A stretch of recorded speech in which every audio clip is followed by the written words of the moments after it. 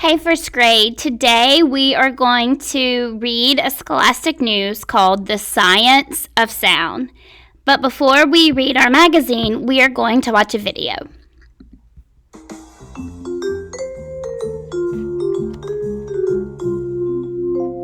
What's that sound?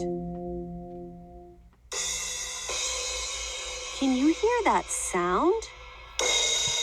It's getting louder and louder. Someone's playing the cymbals. How does that smashing sound get from the cymbals to your ears? All sounds start with a vibration. When something vibrates, it moves back and forth very quickly. Everything that makes a noise is vibrating, even if you can't see it. The skin on a drum is stretched very tight. When you hit it, it vibrates back and forth very fast. The air around the drum skin vibrates too. This air travels to your ear. When the vibrating air hits your eardrum, your ear sends the sound to your brain. That's when you hear the sound. Some things vibrate slowly. You can see a washing machine vibrate. When something vibrates slowly, it makes a low-pitched noise, like a cow's moo, or a boat's horn. Some things vibrate so fast that you can barely see them, like a hummingbird's wings. Things that vibrate fast make high-pitched sounds, like an alarm or a whistle. Instruments are the same way.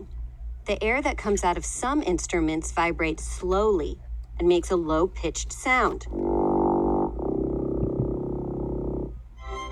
The air that comes out of other instruments vibrates fast. That makes high-pitched sounds. Next time you're listening to your favorite song, think about how the sound goes from the speakers to your ears. The key is vibrations. And that's science you can hear.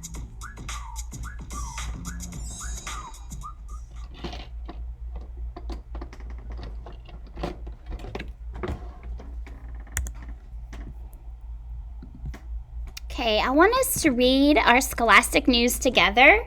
Make sure that you're putting your finger under the word and reading along with me. So this is the cover of our story. It's called The Science of Sound. It says, meow, this girl is rocking out. How does the sound of the music get from the guitar to her ears? Now, I want us to read the inside, so you're going to have to turn your paper in a different direction. Very good.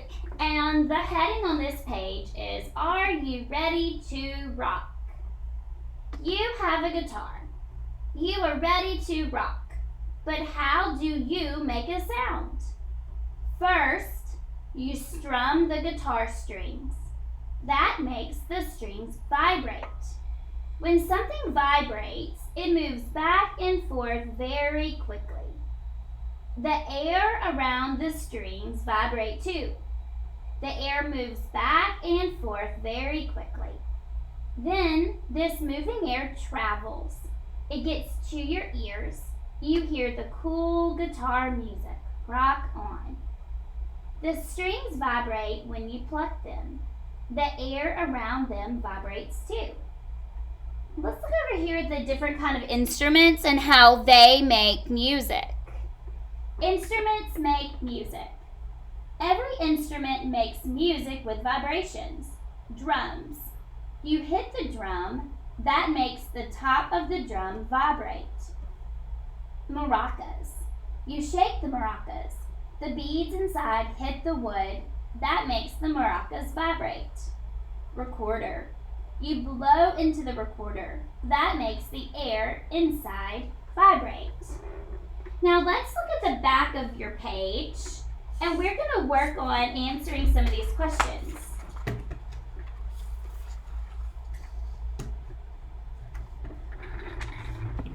Now remember, you can always go back into your story to help you find the answers.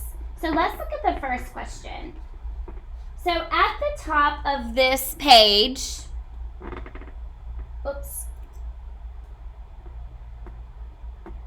we have a diagram. Remember, a diagram is a picture that shows more information. So this diagram is showing us how sound works. So number 1 says, air vibrates when you pluck the strings. Number 2, the vibrating air makes sound waves. And number 3, the sound waves hit your eardrum. Your ear tells your brain what it's hearing. What is pitch? This is not a baseball pitch. This is pitch for sound. The pitch of a sound is high or low. A high sound has a high pitch. A low sound has a low pitch. So let's look at our questions. Number 1, what makes sound waves? Vibrating air, waves of water, eardrums. Well, I know that when air vibrates, when you pluck the string or you hit a drum or you shake a maraca. So what makes sound waves is vibrating air. Number 2, what hits your eardrum? A guitar, sound waves, or strings? Well, we know a guitar hitting your eardrum isn't going to help you hear anything. It's just going to hurt. But when an instrument moves the air, it creates sound waves, and those sound waves go into our ears, and that's what helps us hear. So the sound waves hit our eardrums. Number 3, which word means how high or low a sound is? Right here in our story it says, the pitch of a sound is how high or low the sound is. So my answer is pitch. And then the bonus, it says a cow's moo is a low sound. Which does it have? I remember from the video that if a sound is low, then it has a low pitch. And it said in the video that a cow and the boat horn had a low pitch. So I'm going to bubble in low pitch right here. Good. Let's look at the other side of our questions. It says, use your Scholastic News. The directions say, use your Scholastic News to answer the questions. Number 1, what is this article mostly about? Drums, how sounds are made, or how a guitar is made? Well, I know in the article it does talk about drums and guitars, but it's not about those things particularly. It's mostly about how sounds are made, because the article talks about how an instrument creates sound waves, and those sound waves go into our ears. So it's mostly about sound and how it's made. Number 2, when something vibrates, it moves back and forth, stays still, or does not make a sound. Well, I know vibrating creates those waves, so I know it's going to move back and forth. Number 3, what do you do to make guitar strings vibrate? You strum them. That means that you take your fingers and you move them up and down. You look at them. Well, looking at a guitar string doesn't really create any kind of sound waves or movement, so I know it can't be that one. Smell them. That has nothing to do with making a guitar make music.